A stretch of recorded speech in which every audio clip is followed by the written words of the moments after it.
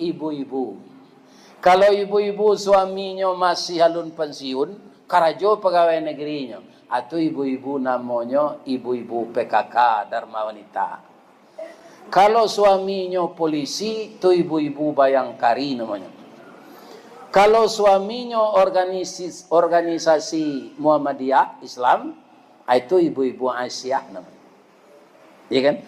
Adalah secara umum di Indonesia kok sama bajunya sadonya ibu-ibu grup BKMT, Badan Kontak Majelis Taklim, itu nan mengapaloi dulu Ibu Tuti Alawiyah. Ada yo ibu-ibu besar lepis tunyo cabai dilutui, baju kaosnya sampi, selendangnya lilian dilihi, abuknya nyo sirahan bentuk bulu simpai. Atau ibu-ibu kepala julo tu. Ibu-ibu nan menimbun utang orang.